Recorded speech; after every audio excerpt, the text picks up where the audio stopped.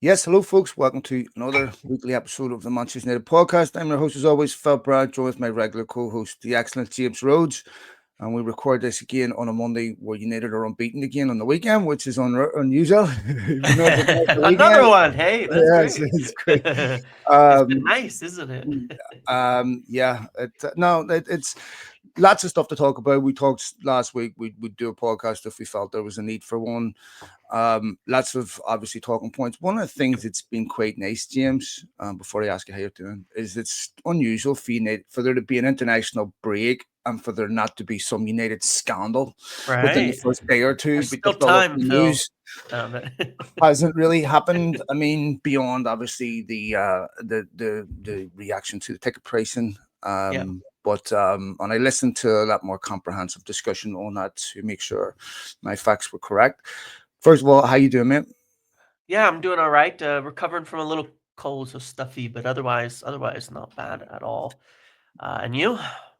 Not bad, yeah. But it was a strange weekend. I have to say, normally I do not like international football, which people say all the time, of course. And but this weekend, I did enjoy some of the games. The Holland Spain game, the France Croatia game. There's a couple of decent international Yeah. fixtures this weekend that I did enjoy.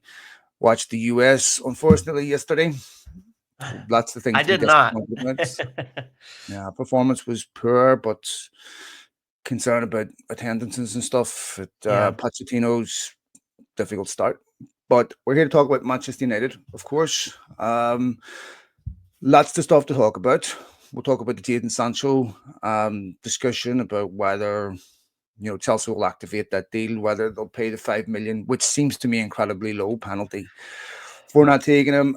Christian Eriksen will move on at the end of the season. Almost certainly, it will be a few others. Johnny Evans, most likely. Lindelof. We'll talk about Samuel Luckhurst's article that perhaps 10 players could be leaving Manchester United. Other stuff that's been talked about by other journalists we'll cover as well. Yep. I'll start with the Jadon Sancho thing, mate, because that has been garnering a lot of discussion online.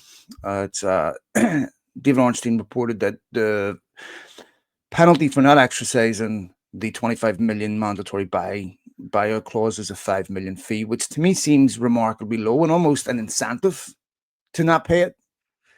Um, Yeah, it is but, weird, isn't it? but what is it? How bad does it look for Jadon Sancho that Chelsea would rather pay a penalty than sign him? Yeah, it does, and it's a weird one, right? Because I mean, I imagine there are clauses to get out of obligations.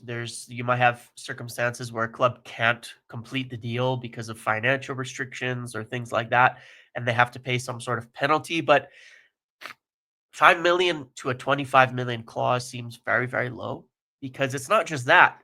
You're not responsible then for the contract, the wages, all of that would come with purchasing a player. So it's really quite a get out of jail free card. If it doesn't work out, makes it a lot more of an option where it's to say you just pay a bigger loan fee. If you're essentially it comes across like a bigger loan fee. We loaned him for the season. We added another 5 million on. We did purchase him. So it's a weird one in that for Sancho. It obviously looks, if they don't execute it, and I think when he started there, it was looking a little better for him, but the last few months have been pretty poor. And when you're Mhm. on loan, you don't get a lot of time to prove yourself. Um, Now, still from some of the articles, some of the things shared on it, they seem to indicate Chelsea still kind of intend to get him. Yeah, Um, it's an interesting one because if they do buy him for 25 million and they go sell him for send him out somewhere else afterwards, they could even turn a profit on it in the short term for them in a very weird way, if based on how it's structured. So I guess we'll see. But for Sancho, it's a really bad. I think it would be the end of his English career, right, in yeah, England in the Premier League, because even though they're big clubs, United and Chelsea, and sometimes you can drop down to a lower team when you consider the wages, when you consider the profile, all of that, I think it would be the end. And he'd really have to say, all right, well, my ceiling might be some team in Italy, some team like Napoli, maybe. that would take a punt, as they have on some Premier League players, where it's a bit slower. There's a little more space in the game, but yeah, not a good sign that it's even being discussed for him at this point, is it?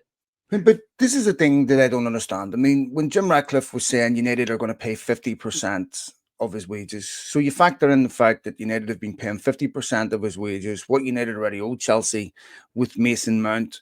I mean, it's a net loss to have sent Jadon Sancho on loan to Chelsea if they don't exercise that option. Now, it's not as clear cut as, and you quite rightly Yeah, said, that it's very possible Chelsea will. But the fact that United are providing an incentive to not do that um, is a bit odd to me. I yeah, don't understand contract law and why you would do that, and there has to be reasons that I don't understand. But it seems to me that's a very, very low figure, and it's something that you only exercise if Jadon Sancho has a terrible season, and so then it's what do you do with this player then? I mean, the yeah, reality for Jadon Sancho, James, is he's never had one single good season in the Premier League. correct. Yep, All his best footballs come away from the Premier League. yep, And, there is definitely something to be said for players that are suited to a different style of football. I think Jadon Sancho technically is a very good footballer, yep, but it's very difficult to defend Jadon Sancho at this point and say that you're a top Premier League footballer. Well, when has that ever happened? This decline has been quite, been quite precipitous, and it's sad because, you know, the whole freedom stuff. I mean, this just makes it impossible for him to yep, ever, yep, like if to me, if you're advising Jadon Sancho, you don't let him do stuff like that because you never want to diminish your options. yep. Never. It weakens your hand in negotiations. Plus, other clubs see that. Now, what if similar happens here? There's risk now involved with this individual that I just feel for me, it's been a PR disaster for Sancho for 2 years. Um, and Well, just on that point, it is interesting because remember, a big part of obviously all of this was going into the season, going into summer. Ten Hag was still coach, and even though they kind of like made nice for appearances at the time, it became pretty obvious he was not going to use him in the Premier League, or was not willing to, which is fair enough. Manager has the right to say, I don't want to use this player, I don't want to play this player. But what the problem was, where you mentioned that about alienating fan bases and things, is that I think at the start of the season, Sancho would have been not like loved to come back in any respect, but I think he would have been accepted. He made it on the pitch, I believe, for some preseason games, if I yeah, wasn't mistaken. he played against Arsenal. He missed the Yeah, penalty against Arsenal in LA. We were there. right. Yeah. Yep. Yep. And so we saw him. He was accepted. He wasn't booed. He was like, it was okay. It was kind of calm, right? So what's the need to go stir things up with those types of comments? You have if he ends up back here without those types of things, he probably would have been accepted. There's zero chance Jadon Sancho would be accepted by the Yeah. fan base at this point. Well, what Jadon Sancho should have done was, first of all, Ten Hag wasn't exceptionally popular.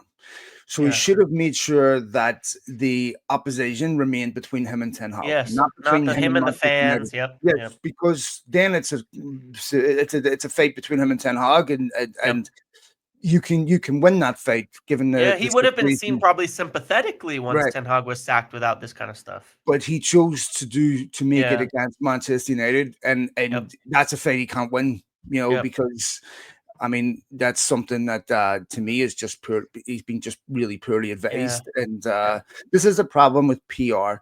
PR in itself is not a bad thing. My public Yes. relations is healthy. Yeah. How you communicate and relate to the public, it's not something sinister. You need to advise young athletes there's an etiquette. This is the way you communicate. You have to understand that you're on a different platform now, that you can't, be tweeting stuff out like you're an anonymous 16-year-old, even though in your Yep. head you still feel like there's nothing wrong with that. Yep. But the problem is that too many PR companies are only crisis management. So you only see them after they make a mistake. So they're not advising them on how to behave and do. So they're when you're getting public relations for defense, as we would say out here, you have a problem, Yep. because you're trying to fix a problem that didn't need to exist in the first place. To me, I just think he's really damaged his career. Yep.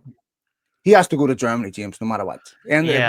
whether Yeah. he leaves Chelsea to go to Germany, I mean, if I'm him, I would be looking at the Bundesliga saying, this is my refuge. This is the place I Yep. have to go to become a top. And that's okay. And you can be in the England team in the Bundesliga. Harry Yeah, Kane sure. proved that.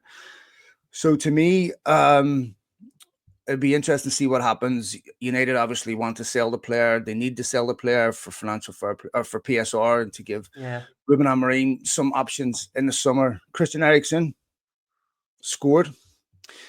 Good to see him score for Denmark. But by his own admission, which came as a surprise to nobody, that he will move on at the Yeah. end of the season. How would you rate his time at United?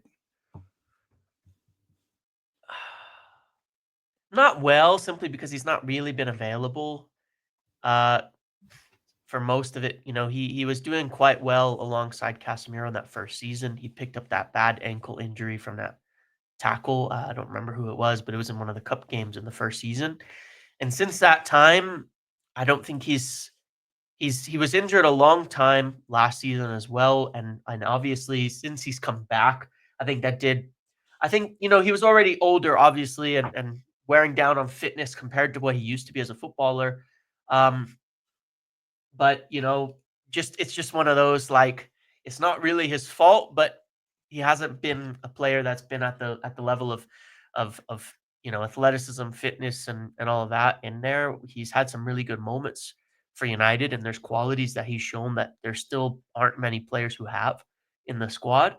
Um, but considering the 3 years, I would say we got maybe 1 year out of it. So it's probably pretty low in that respect, though.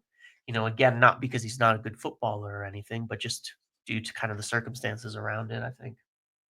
I think there's a couple of things here. First of all, free transfer. Yeah. Secondly, United never really done him any favors. You can't Yeah. put someone like Ericsson into a midfield with Casemiro and then Yeah. expect to have an exceptional return. You expect the player to deliver, a world class. I mean, you see him at Denmark, James. He's a fantastic player for Denmark when he's surrounded by the right players. Yeah. And obviously, considering it's been quite a tumultuous period from his first season onwards, it's hard to really lay any serious criticism at his Yeah. feet. I Yeah. think that it's the right thing for him to do to move on. Yep. Technically, he's a very good player. I think if he went to somewhere like Spain or somewhere like that, where it's a bit slower, where it's suited to players, you can play in a midfield in Spain and not need to have exceptional legs. I think that he would still be a very, very good player for someone for a couple of years. I mean, Yep. the story is a miracle in itself that he's on a football pitch at all. Yep. And as I've said before, it's a personal story, also something that, hits me personally, having had similar experiences with someone very close to me in my life who went through what Ericsson did. And to see his rehabilitation has just been fantastic. And to see him, back on a football pitch when we weren't even sure if he was going to make it off that football pitch Yes. alive. And so I think in that sense, he leaves with gratitude from me because Yeah. I don't, he wasn't in any trouble off the field. I mean, there was some games that he played that I thought he played very, very well. Yes. I think if he's in the right midfield with young legs, he's all right. But United have never had that, and I think it is definitely the right thing for him to do to move on. Good to see Rasmus Højlund score. And Yes. with Yes. it was a good finish too. Yeah. And it was interesting because when I saw the ball come across to him, he finished his first time. I'm thinking, does he get that pass if it's Dallo or Garnacho? Right. Not often, does he? And look, I mean, that is we know that that's a part of it. Um, getting more of those chances, more for the confidence, more happening. I think, to be fair to both Dowlow and Garnacho, I would say the last 3 games they're Yeah, making that pass, and that's why he's getting more chances. And not that he scored from that exact opportunity. I think he did one that was offside, maybe. I can't recall. Did he have one chalked off or something, or was it just Garnacho that did? I can't recall, but it's been better the last few games, and I think that you can see that it's resulting in more chances for the forwards, and including Rasmus Højlund, to score. So there certainly is a big part of that that comes from the team itself, as it is with every single striker. I mean, Cristiano Ronaldo, his age is not making his own chances the way that he was when he was younger in any team, international or otherwise, and you are reliant on other players making those passes for you, and you have something that obviously I think it's one of those things where you know, both parties and at United need to keep raising that, just Mm. just consistently making that pass, making the right run, and I think both will get more confidence from that. How high the ceiling is with those players to do it, we'll see, but I think we could certainly do a lot better, and we're seeing that in the last few games for Højlund in United and at Denmark that he can score goals. Just have to do a bit more to help him with that as well. Well, I mean, scoring against Portugal, it's decent opposition, to be Yeah, fair. yeah, it And is. that's the type of goal that will give you confidence on the back of scoring a goal, which is exactly what any striker needs, is to get consistency, to get back-to-back goals, not just one go in, because your confidence is still fragile. But if you get a second goal, now you start to believe that you're getting Yep, your consistency back. Now you're starting to trust yourself. Rasmus Højlund will trust himself a lot more this week than what he did the week leading up to the Leicester game, and he'll start to feel like he's getting momentum, and that confidence will come back, because it's a really important time that he gets that confidence back, considering yep, United's upcoming fixtures, which really is a major chin check on United's recovery. And we've talked about this numerous times. We've been here so many times. How legitimate is this recovery? And we find out to our cost that it's still very fragile. We look at yep, United's fixtures coming up, and there's some very, very difficult fixtures. Now, this could work two ways. United could go out, play quite well in those fixtures, yep, get decent results, and you get so much more back from getting, good results against these teams than what you get, from a plucky last minute, draw against Leicester, win against Leicester. We've seen United go away to Arsenal, play well. We've seen them go yep, away to Liverpool, play well. They were never able to turn that into consistency, but they're going into these games now with a little bit of a tailwind, with a little bit of yes, momentum, where they weren't before, where you were approaching these games with trepidation. Instead, you're looking at this going, okay, well, with Dorgu back from suspension, that immediately makes United a better team. You have, hopefully, young Aiden Heaven won't be long before he's back. I know he's got his boot off, which is it encouraging. was certainly a lot better news than originally we all feared watching that, Yeah. that it was something like what Shaw experienced or something of that nature because, just the fact that he's probably back within weeks rather than who knows Well, is a big deal, isn't it? you have Shaw back on the grass, as they say. Yeah. Hopefully Manu isn't Yep, far away either. And I think when we look at that, that's a much more encouraging picture than anything we've had before. yep. So, we have a number of United players that didn't go away on international Yes, duty, a which lot, will yeah. benefit from the break. Yep, Mason Mount hopefully can stay fit towards the end of the season. yep. I mean, Which even Maguire, Lenny Yoro, these guys have been out, just a few games, and they didn't go anywhere, then they've been able to stay and get fully to really round the squad out. I mean, even buying their teams, like, it's Yeah, true, remarkable that yeah. your backups to the people here get injured, then your backups to the players Yep. get injured. Like, Yeah, I'm sitting here reading about other teams, injury misfortune. Oh, this team has lost Rodri for a few. Like, in comparison to United, yeah, I know. it's ridiculous, because the amount of injuries United have had to contend with, it does just feel like it's cursed at times. I mean, the Aiden Heaven injury was just I was watching that going, I'm not a superstitious person, but there feels like there's some type of curse here. This is Yeah, absolutely unbelievable. I mean, this is yeah, one of the few bright sparks, and Bum, kid's injured, a mad Bum injured, who may be back before the end of the season, yeah. There's a which would be chance, yep. very, very important if United get to the Europa League final, It which would. is a possibility. Um, there's other outgoings this summer, James. Looks very much like Victor Lindelof will be on that Yep. list of someone that United, if you haven't got a contract by now, United, in your last season, in Yeah. March, coming up to April, you're not getting one.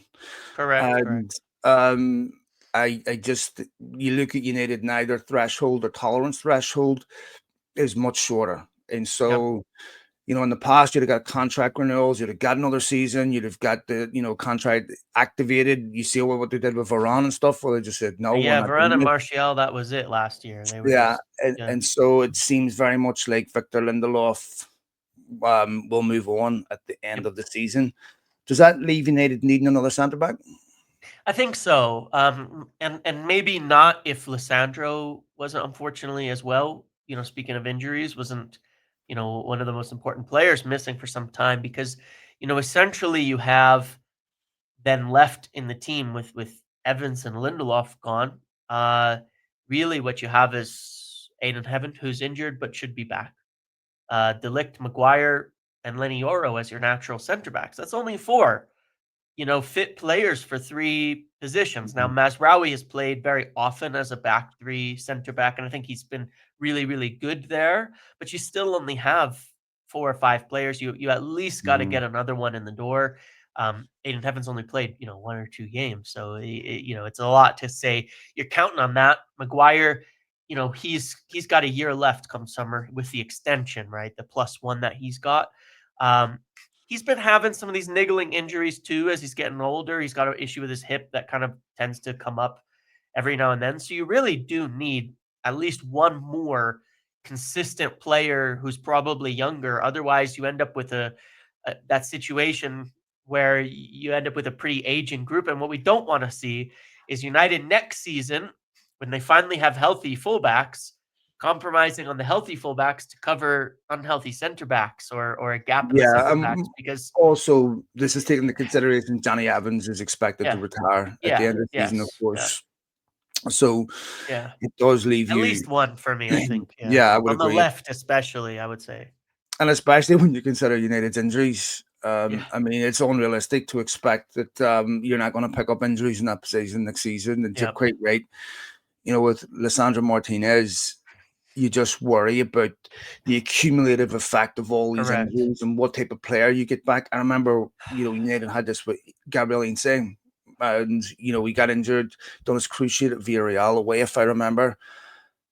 And even though Martinez has done this before and come back and proven that he can be a player, almost a sort of a different player, in that he Yeah, was a, a deep line player, a playmaker for little United less. in that defensive Yeah, midfield role. yep, Um, but the question is the cumulative effect is that going correct. to have on Lissandro Martinez? It's really tragic because when we talk about Bruno Fernandes being one of the signings since Ferguson retired, where you could really say they worked out. Lissandro Martinez was 100% in that On bracket, that track, on yeah, for sure. being an exceptional signing that everybody loved. And it's just such a huge loss for United. Sure. I mean, in many ways, James, you can track Ten Hag's decline to Martinez's injury against Sevilla. Hmm. Because Yeah, that's really, Marcus Rashford got injured around about the same time too. Um, and I just you can sort of track the decline of Ten Hag from that Sevilla game. Andre Onana. Interesting. So, Fabrizio Romano, I believe it was, reported that he had changed agents. yeah, a little An bit ago. agent Yeah, that has a very close propinquity to the Saudi league and yep, has a track record of getting players a move. yep. The Saudi league, I believe that if United could get good money for Onana, I don't think Amorim would be devastated if he left. No, he definitely wouldn't, and I could say that I do know for quite a fact that United have been looking at keepers. Even at the end of last summer through this year. I don't think they're at a place right now where they want to go spend big money on a keeper. They don't want to go do a 60, 50, 60 million on a keeper type of deal like an Allison or something like that. Um, One of the interesting things about an Amorim team is the keepers maybe less not important because the keeper's always important, but you can see that it's you need a bit of just safe hands because you have a back three in front of you. You have a center back tends to be right in front of you. It's less of a need to be this like Ederson type passer or sweeper type of keeper. He's okay with a keeper who's keeps it simple. Just safe hands, make the saves, keep the ball down, make the simple passes, and be accurate. The problem with Onana has been he hasn't been any of those. The passing's been really wonky. The saves have been poor, like from the standpoint of just the basic job of a keeper. A lot of it's been kind of poor. So they definitely would be open to getting another keeper, and I think that they will be in the market for a young keeper who at worst could compete with Onana. But if they did get an offer that they'd be willing to let him go, they need a decent chunk of money though. I mean, 30 something million, I think, to not have a loss on Onana at this point. I So think you get that for him. James going to Saudi yeah, Arabia, he's still a yeah, goalkeeper in his probably. prime. Yeah, Um, I think that I just think there's been too many individual mistakes, yeah, and yeah, he makes he brings a nervousness to United's defending. But the second part of the question is in relation to who's your other goalkeeper, your obvious goalkeeper that you bring in yep, that is good with his feet. Is obviously a very good goalkeeper because these are the most important aspects of goalkeeping. Is can you actually, do the fundamentals, and yep, also you have to get someone who's a physical athlete that can compete in the English league, who's willing to come for crosses, yep, who is being able to deal with the physicality and the different nature of the Premier League. I don't know who the obvious alternatives are out there. So it's a strange era for football where take any position and you'll struggle to name the 10 best players in the world in any position that it's yep, obvious to me. Usually the first three or four are obvious, but I'm it's just that it's not obvious anymore. yep. Like we talk about ban a striker outside of Osman. I mean, I don't expect United would get someone like Isak, but outside of Osman, who? I mean, one position on the field, striker or playmaker, you should have 10 obvious alternatives if you had Yes. the resources. And they're just, even in South America, where's all these top strikers in South America? Like, it just is a really weird era for It is a football. bit weird. Yeah, where which then brings me to people like Marcus Rashford. Marcus Rashford, since leaving Manchester United on loan, I know he splits opinion, but he's someone that is playing in the Champions League and now back in the England team. To me, he's worth more than 40 million, James. Yeah, I think that obviously, any team when looking at the value of him is going to look at his body of work and say, based on what he's done, and that you're seeing an improvement since joining Aston Villa, whatever the current level is, you're seeing an improvement. He's still young. He still has the physical tools. He still, has everything to be a good to great player for a few years and has the experience at the highest level and has shown up many times at the highest level. Um, when you look at the market out there, some of the things that does make the market really weird is every time you get a young player named who's going to be like a good option, the number gets thrown out. It's like 80 million every time. Yeah, And it's like, you get Ekitike as a striker prospect, 80 million. It's not 80 million. It cannot be. All these players cannot be 80 million. Um, but given those prices that are out there, I think Marcus is probably, obviously, and as it goes through the rest of the season, we'll see more as Aston Villa progress and in the league and all of that, what happens. But I think there are teams out there that would be willing to pay more than that, probably. When you look at the transfers that are there, and that I would say is value certainly because the type of player you could get from Marcus Rashford is worth 80 to 100 million. And so it's a there's current form and things and all that tie into it, but on balance, he's probably worth I think there's teams that would definitely at this point take a punt on more than that, just given he's back on an improvement arc. Even on joining a team mid-season is never that easy, and he's done so, and it's been getting better. yeah. I don't think it's a stone cold certainty that he stays at Villa. No. In my opinion, we'll see what happens there. Anthony, another player who's had a resurgence at Betis. I don't think United will allow Betis to loan him again for the following season because I think they'll have enough interest unless Betis are significantly improving terms, the loan fee. And I mean, I think if you look at someone like Quenda, for example, United were never in a position where they could pay 60 million for a player and loan them out and let them Ugh, stay somewhere. They need that money now, and they need that money. If they're going to pay that money for a player, they need to be able to put that player in their first team. How much does it benefit United right now to loan Anthony for another season to Real Betis? Yeah, not much. I mean, where it could work out, it depends on, again, this is where like the fees and all the annoying aspects of the finance come into it, because to sell him and not lose money, they're going to have to get 25 to 30 million. Now, for what he's producing in La Liga, he's probably worth that to some team in Spain, right? I mean, not he's not going to play for Barcelona or Madrid, but can one of these other teams make a purchase like that? Maybe. I think one possibility could be a loan with an obligation where there's a decent loan fee, full wages covered, and then a bit of a lower fee next summer where it covers the money that United owe, but they can get a deal done and it kind of washes for both clubs, and United can count it off of their books and all of that. So something like that could be possible, but I don't think they're under any circumstances they're going to be wanting to do just like a loan to anybody without something certain in terms of an end, a purchase or something like that into it. There should be enough interest in him to get something done at this stage, given his performances there. Well, hopefully not with a £5 million buy escape clause from the Yeah, mandatory fee yeah, that you're yeah. budgeting for. I'm, You know, it's a surprise to me that, but it certainly is just a weird thing, isn't it? then of course there's the chatter about Casemiro. He has 1 year left on his deal after this Yep. year, right? So it's a year and a half. Yep. Okay, not a stone cold guarantee that he leaves. And by the way, I Correct. have to Yeah. say that since he's been playing consistently, and where Amorim has sort of adjusted his role in the team, he's looked Yep. very, very important. He's looked very, very good.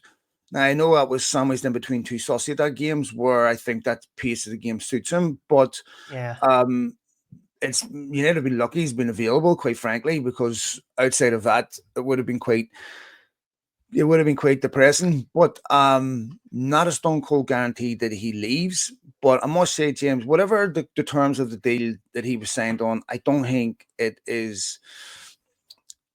I think he's owed a bit more etiquette than constantly using him as a bad example. I just don't see any benefit to that.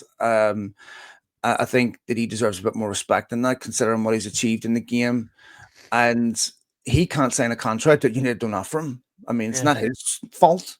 It's Yeah. that the agent negotiates this. His agent's job is to get him the best deal possible.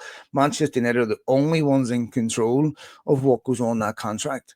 So it's whatever your issue is.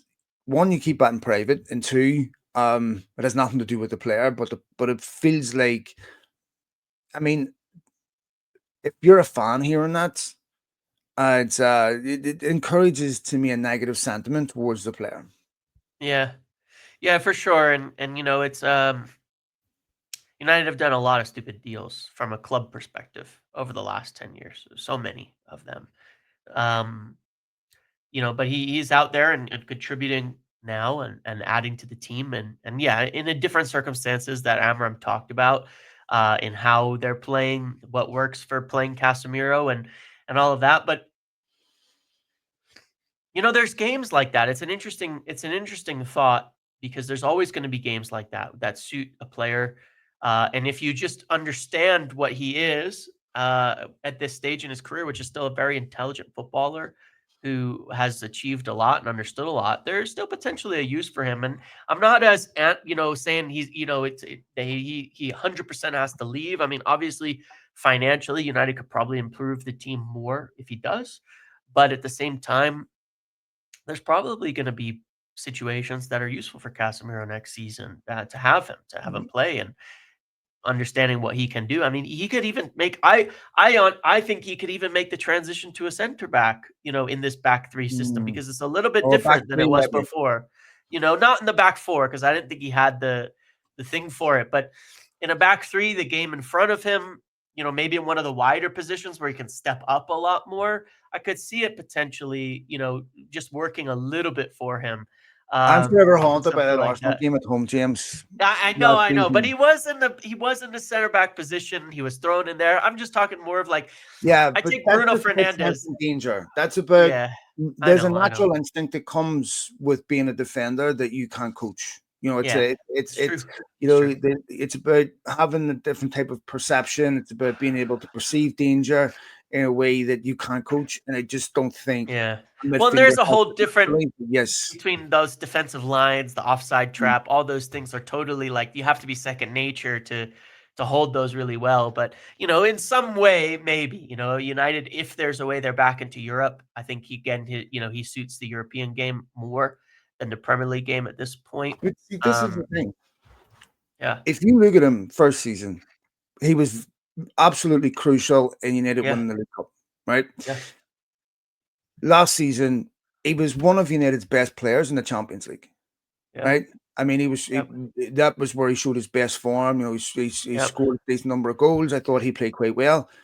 And if United are going to win the Europa League this year, he will be a key yeah. component of that Well, he already because helped them get through one round, which yes, against the Spanish team, which is very good. he will be. Yeah, so I think like if he was to leave at the end of the season, United win the Europa League, I don't think you could call his signing a failure.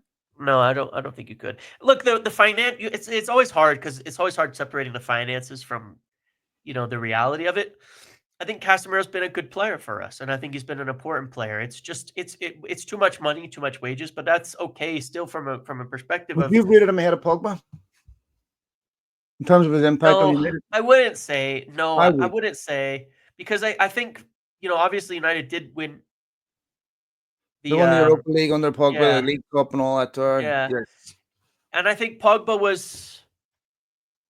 Like, I think Pogba definitely was sacrificed by the club making even worse decisions, like because Pogba was yeah, still 100%. young, Yes, and so I think they could have done a hell of a lot more for Pogba, and he I was agree with that. oftentimes trying to do too much alone. I don't know that Mm, that's, but but Casemiro okay, I could has be convinced helped either way. United. You know what I mean? So I get that too. But I think Pogba was really let down by the club. I don't think Casemiro's been let down by the club. It's just I messy think he has, man. overall. You think I, I think in terms of the team though, like, there's not that much more he could fit into a midfield, just because the age and but what things I mean, like I think that. he's been let down by the club in terms of him Yeah. constantly being used. I Yeah, mean, yeah. bear in In mind, that aspect, I agree. I mean, yeah, yeah. yeah. I Yep. mean, bear in mind during the strategic review, it was repeatedly brought up Yep. that Jim Ratcliffe's isolated this as a really bad example of ineptitude. And whilst there may be some truth to the fact that the negotiating team bear responsibility for that, Yep. you have to understand about the impact on the human being when you're constantly doing that and deriding your players in public Yep. and using you. Something, James. When you're trying to cover United and you want inside information, you're desperate for it, right? And then when you get it, you realize how mundane and boring and how typical it all is and how Yeah. uninteresting it all is and how it's just basically normal life.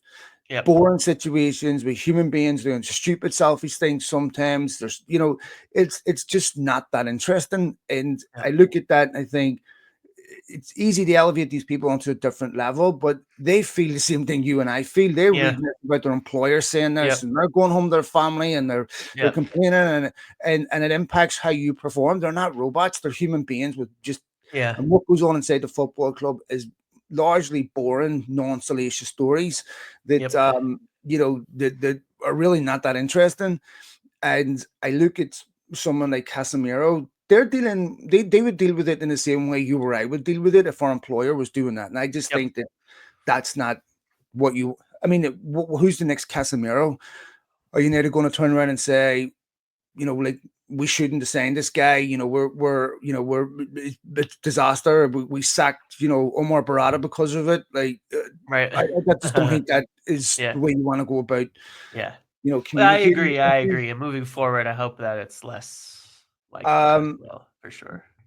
So even if you get all these outgoings and you clear all this room on the books, to bring in and recruit players. For me, United squad's already too small. So every player that goes out has to be replaced. How do you Yeah. replace all these players?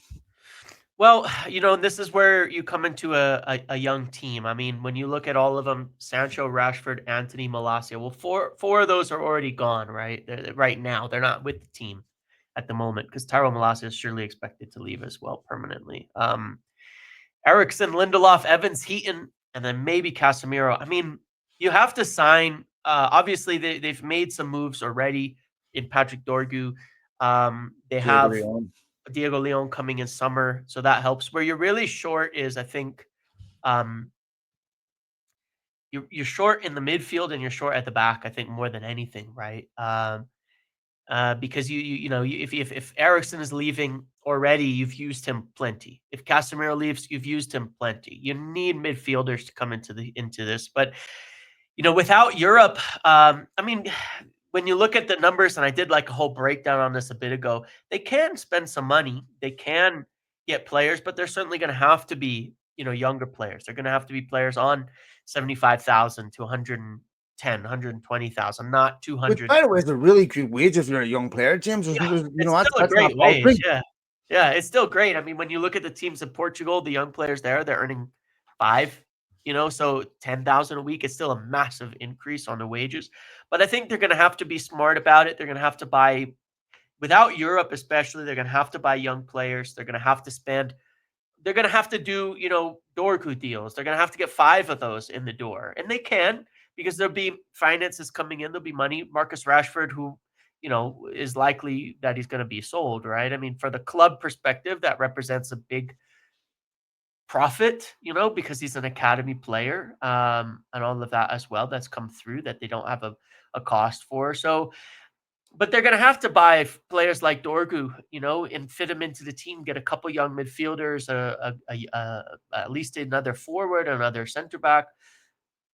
Those are the types of deals they're looking at. If they manage to get Champions League and win Europa League, which doesn't seem that far-fetched anymore, we'll see, then there's a lot more potential with that, because the money difference between no Europe and Champions League, especially with the new format, extra games, it's huge, like an enormous amount. It's almost unbelievable. And then I think if that happens, United have a responsibility to try to stay there. They cannot say, we got in the Champions League, now we're I think that's the instance where you look at it and say, you have to go and get like an Osimhen. I'm not saying you go buy guys who are 30 years old, try to win the Champions League now, but you take a player like Osimhen, he's only 26.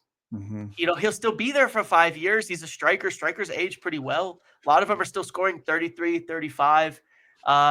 You go spend the money to get a really, really top player, at least at the striker position, to carry you, because you need those goals at the end of the day. You need somebody like that to try to keep yourself in Champions League. And from a whole perspective on everything that's been discussed, if you can get in Champions League now, they really do have a responsibility to try to stay there from that point, because it presents an opportunity to do so. So, big difference, I think, whether they can win Europa or not. The question is, I mean, if you look at the top 4 now, James, that top 4 is not unpenetrable. I mean, if you look at the form of City, you look at the form of Chelsea, at the start of the year, it looked like the top 4 spots were wrapped up, but it's not that unpenetrable. Yeah. Do we need to have a top 4 team next season? I don't know. Because Nottingham Forest are in 3rd, right? And they had a net spend of like 28 million, so it is possible. It's very possible, and I honestly believe that City's glory days, where they completely dominate, are at an end, because I just don't think the individual quality exists anymore that can elevate you so far above your competition. And you can see the effect it's had on people like Foden. You can see the effect that it's had on other players in that City team, where it's really destroyed their confidence. And Guardiola was always the X factor in that, because you always felt that no matter how bad things got, Guardiola would never let it get to a certain level. He's just too good. But you've seen that he is powerless to stop this death spiral that City find themselves in, and Yeah. haven't looked convincing in a long time to me. Um, what's also interesting, James, when we talk about squad size, there was a stat that came out last week which was quite interesting. Carlo Ancelotti came out and said that Real Madrid will not show up for another game where they have 72 hours notice Yep. between the 72 hours.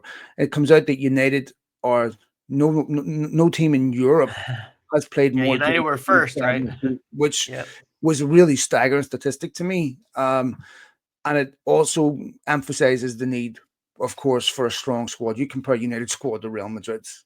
I mean, and United are trying to compete with the same intensity, the same frequency of fixtures, and the same demands with, much smaller squads. So it's like, they really, the squad's too small. It is. They really need to heavily recruit this summer.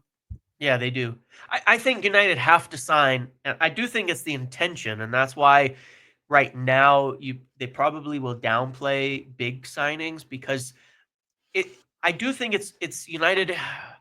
I go back and forth a little bit, but without Champions League, I think United need 5 signings. Not 2 where you spend a lot of money, but they need 5 Dorgu type signings, to round this team out and to have options so that you're not constantly compromising so much. I mean, we've talked about this so many times on here, right? How every single manager has to compromise heavily on their how they want to play because they don't have a left back who's left footed, or they don't have a right winger who's left footed, or they don't have a midfielder who's actually a defender. They've every single manager who's been at United since Sir Alex has had to compromise heavily. Not that he didn't too in the later years, right? They've all had to compromise so much, and so I think they really do need a bigger squad. They do need more players. They need to have every position filled to a point where no matter what, they're not constantly compromising when injuries and things like that happen, and they at least can put out the team that is sufficient for them. So I think they really do need to you know invest heavily and get a lot of players coming in. Hopefully, that's with Champions League, so it's not all young players because there's certainly a risk in that. But at the same time, it is interesting, talking about this thing because it's really a top 5 now with the strength of England and this new qualification. I mean, Brighton are 1 point off of Champions League right now, and so maybe you can claw your way back up. You're still going to have to invest, and you're still going to have to get top players besides that, but the window is open. I think right now is the best time possible because I really do think I agree with you on City not being what they were. That teams are kind of, Liverpool could be in for a massive wake up call this summer with Van Dijk, Trent, and Salah all potentially leaving. The window is open right now for a big shakeup in the way that the Premier League is set up, and so I think there's a door here and an opportunity. But I mean, man, 3 points, 4 points separate 10th and Champions League. So that tells you that you can do it. You can get there with the right steps being taken, even in one season. One of those players that has been linked with United is Kenan Yildiz from Juventus. Of course, Fabrizio Romano reporting that a number of clubs are looking at him. No offers made as yet, which is relatively normal Yeah. this time of year. I've seen clips of him. Looks a very talented young lad. I think he would struggled a bit at the start of the season, and then has improved significantly. I think I remember Paul Scholes putting an Instagram post up about him. Juventus, of course, going through their own difficult times, having just sacked Thiago Motta. I watched them a couple of weeks ago against Atalanta, and they were absolutely horrendous.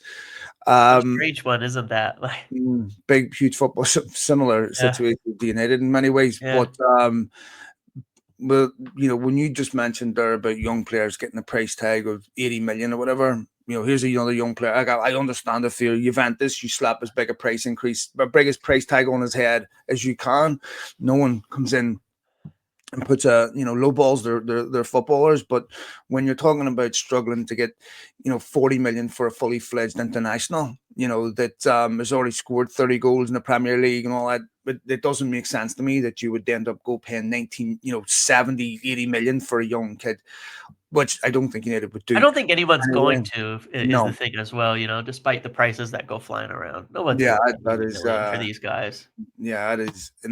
But I think that United will, if you look at the aggregate sites, and I've been reading a number of them about the players United are being linked with, um, I think it'll largely be young players of prospects that they can Yeah, invest in and develop, because I just don't think United are in a position to buy at the top of the market. yeah, for sure. Maybe they could buy one player at the top of the market, but they have to spread those resources out across the football club.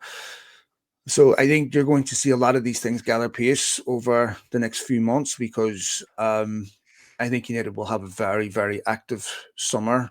Yeah, And look, if this was under Richard Arnold or the Glazers, where you'd have said to me, United need 6, 7 signings in the summer, I said they don't even have the confidence to pull off 6 or 7 no. signings, right? Because they can Yeah, never work on one at the same time.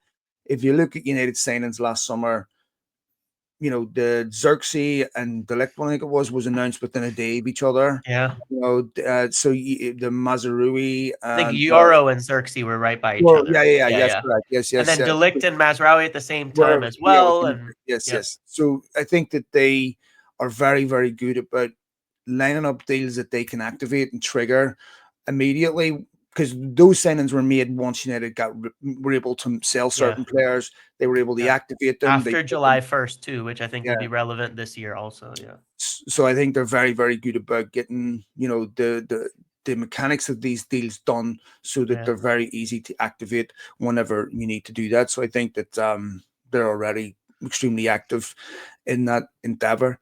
Um, Lastly, we're talking about United's recovery and how authentic is it. There's some stats that just blow my mind when Yeah. you're looking at United, and there's been times this season where I felt as low as I've ever felt watching Manchester United, and as disconnected from what I'm watching on the field at any other time in my life. And then I'm reading statistics like they've lost fewer games since the start of the year than City or Liverpool, Yeah. which is just mind-boggling to me.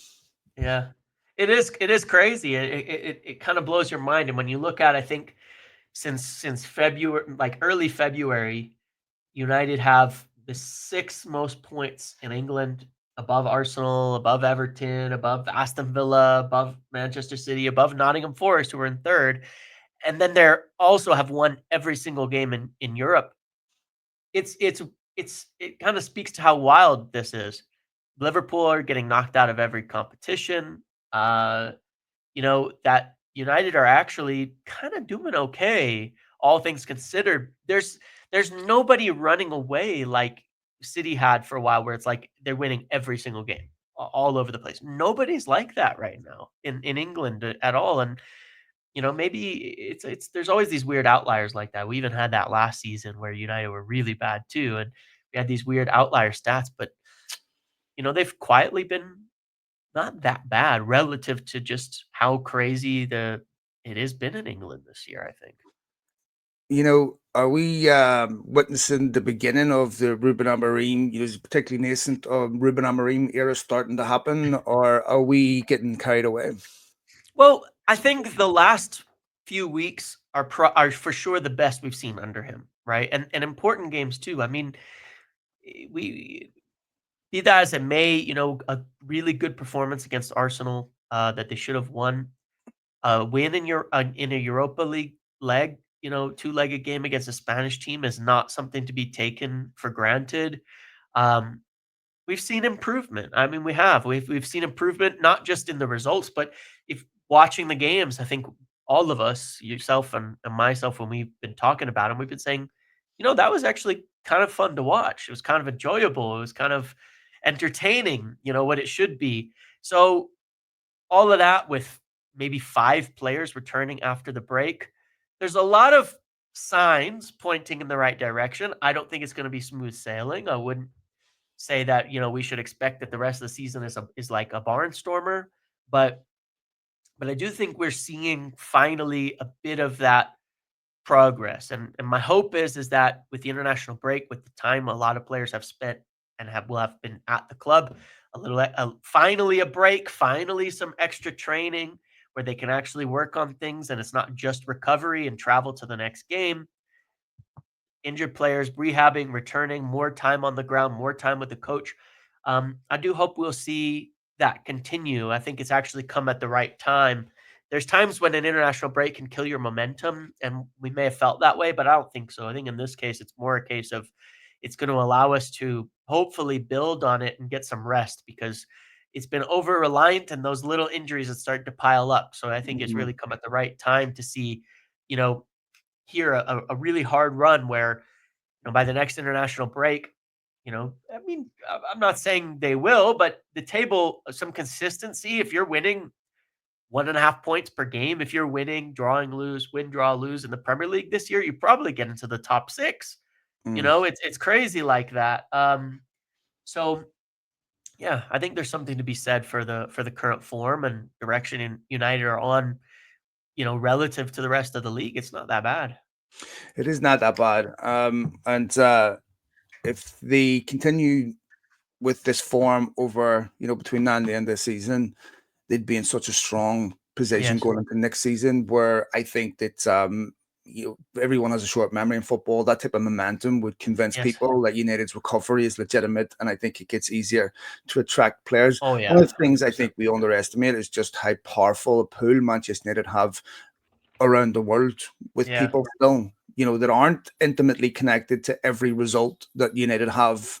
If you ask most people outside of Italy, are Juventus a massive football club that are very attractive to go play for? The answer will be yes, because they're not intimately connected to every single result, where Yeah. we are, and they take a broader view of it. So before we go, I want to mention the fantastic and prolific United author, John Ludden. You can follow John on Twitter at Luds, J Luds. I believe I have that right. At John Luds. He has recently published a book called the Manchester United Collection, which is a wonderful compendium of stories, fiction and non-fiction that John has written over the years in multiple different books. A wonderful aggregate of all the best excerpts from those books. It's on Amazon. I've retweeted it on my timeline. John is someone that knows United forensically inside out and easily one of the best authors of any Manchester United content I've ever seen. And that's a genuine endorsement. So if you're looking for something to read, maybe on a holiday or just something to fill some personal time, I highly suggest you go and buy this book because it's something that I'm going to be doing myself. Anything else we got before we go, mate? No, I think that about covers it. As certainly in for a lot of change this summer, but hopefully a good end of the season will lead us to feeling optimistic about all of that and looking forward and that we're Yep. really on the right track for real this time. Well, we'll see what happens when we record next week. Yes, sir. Hopefully, all United players have a safe rest of the international window. Everyone comes back fit. Please.